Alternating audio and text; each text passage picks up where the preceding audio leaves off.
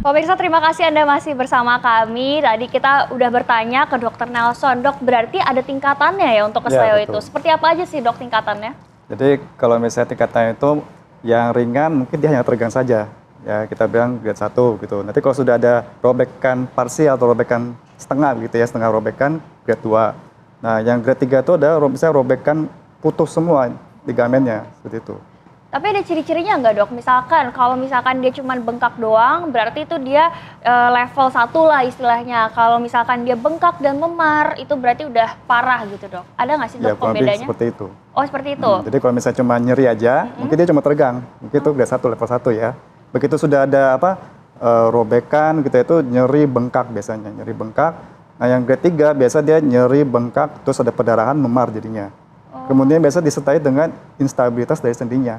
Jadi sendinya itu kayak rasanya agak longgar begitu, kurang stabil begitu biasanya. Oh, oke. Nah dokter, misalkan kita kan baru beraktivitas nih dok, terus kesleo, tapi kesleonya belum terlalu parah. Itu ada nggak sih dok cara-cara yang bisa kita lakukan sendiri di rumah? Bagi pemirsa juga biar bisa tahu nih dok cara menangani kesleo pada tingkatan awal.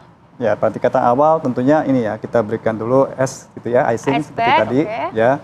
Dimasukkan ke dalam handuk tipis mungkin ya. Iya, kalau ini juga boleh dok berarti? Boleh juga ya. Ini juga bisa. Kalau ini udah ada kainnya, kita bisa langsung taruh aja gitu, misalnya di kaki gitu ya. Kita taruh terus diputar-putar aja begitu, sehingga merata. Jadi jangan diam di satu titik begitu. Dia akan merata. Ya, kemudian nanti sekitar 15 menit ya, kita boleh stop. Kalau masih bengkak 1 jam lagi diulang gitu. 1 jam lagi diulang. Kemudian setelah itu dok, kan suka banyak nih dok krim-krim untuk kesleo itu bermanfaat gak sih dok sebenarnya? Itu boleh, itu penghilang nyeri biasanya. Jadi ada obat isinya tuh analgesik begitu ya, anti radang. Silakan dipakai untuk kurangi nyeri boleh.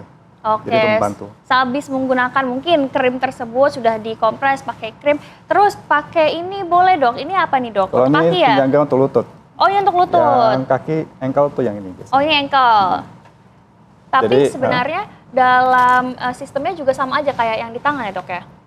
Sama, intinya dia adalah menstabilisasi, fiksasi supaya sendi kita tuh pergerakannya tidak berlebihan. Jadi agak sedikit mengistirahatkan sendi kita begitu. Oh gitu, tapi kalau misalkan menggunakan ini dok, haruskah kita pakai crutches untuk jalan? Nggak usah? Tidak selalu. Oh nggak selalu? Kalau crutches tuh ya itu kalau grade sudah berat, ya mau nggak mau supaya kita nggak menekan, membebani, mau pakai tongkat jadinya. Oke, nah gitu. Dok, kalau untuk anak-anak gimana dok? Ada nggak dok untuk alat-alat khusus untuk anak-anak? Karena ini kan besar, ya? Ukurannya agak besar ya dok ya. Bagi saya juga agak besar dok. Bagaimana dok? Ada, jadi kita bisa cari yang ukurannya untuk anak-anak juga ada biasanya. Tapi penanganannya sama? Kurang lebih sama. Kurang lebih sama, oke. Berarti tadi sudah ada ice pack, kemudian boleh digunakan juga krim anti penghilang nyeri, kemudian menggunakan kompresi jangan lupa. Kompresi jangan lupa ya pemirsa. Dibalut ya. Dibalut. Dengan elastik verban supaya menekan sendinya supaya dia nggak terlalu bengkak begitu. Terus pas tidur tinggikan. Siap dokter, boleh dong dok di-share tipsnya ke pemirsa nih dok. Bagaimana menangani nyeri kesleo? Ya baik, jadi pokoknya prinsipnya kita ada disebut dengan price gitu ya, dengan protection. Kita hindari aktivitas yang bisa menimbulkan cedera lagi. Kemudian dengan air rise kita mengistirahatkan sendi kita gitu. Tentunya bukan istirahatnya total begitu ya, tapi kurangi aja aktivitasnya. Kemudian berikutnya adalah icing, kita kompres dingin, compression kita balut dengan elastik verban supaya kurangi bengkak. Kemudian elevate, kita tinggikan saat kita beristirahat supaya darahnya tidak terlalu banyak mengalir ke sana gitu. Jadi bisa kurangi bengkaknya.